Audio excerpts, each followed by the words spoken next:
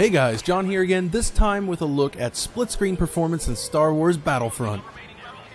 With some of the GoldenEye references being thrown around as of late, we feel it's important to get the split-screen element just right.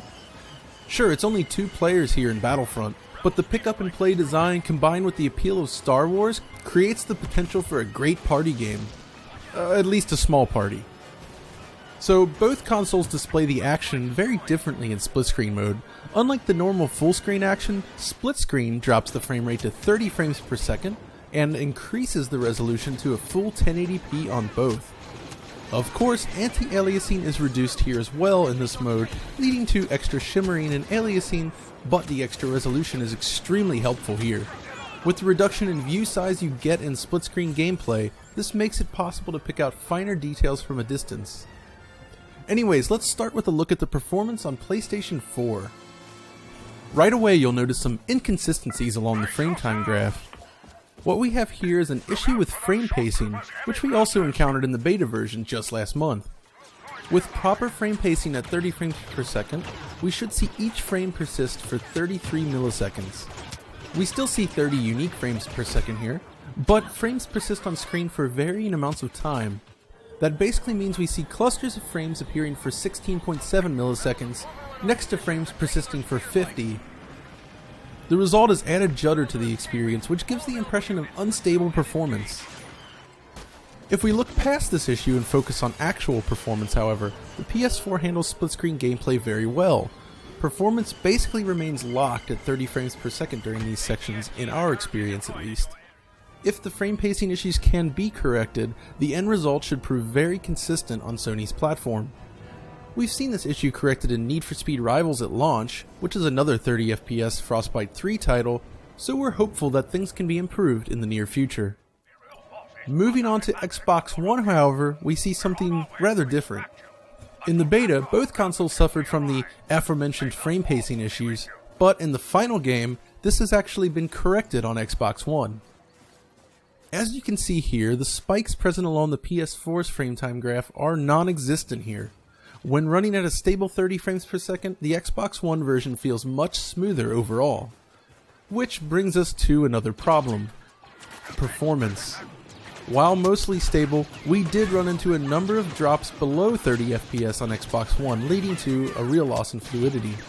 As you can see here, the frame rate dips just under 30 frames per second during certain instances. Not unreasonable for a split-screen game, but something worth noting. This is fascinating to see, as split-screen evens the playing field between the 2 versions. Unlike normal gameplay, we have the same resolution here on both consoles at full 1080p. For all intents and purposes, the game looks identical when running in this mode. It's clear that the PS4 has the performance advantage here, but both perform reasonably well, suggesting a decent overhead above 30 FPS most of the time.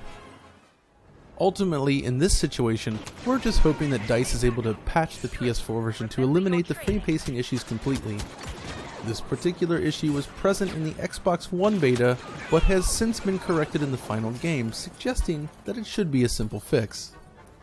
Even with the issue on PS4, however, split-screen gameplay still works as expected.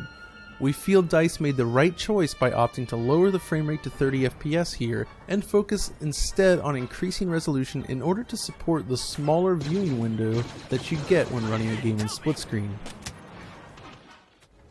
Anyways, that's all for now. We'll go ahead and leave you with some extra footage here, but if you enjoyed this video, check out the rest of our channel on YouTube for more great coverage.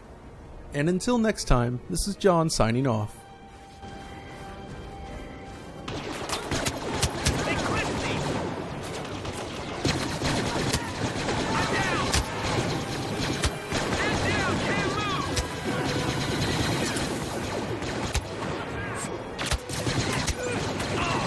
Pressure on them, trooper.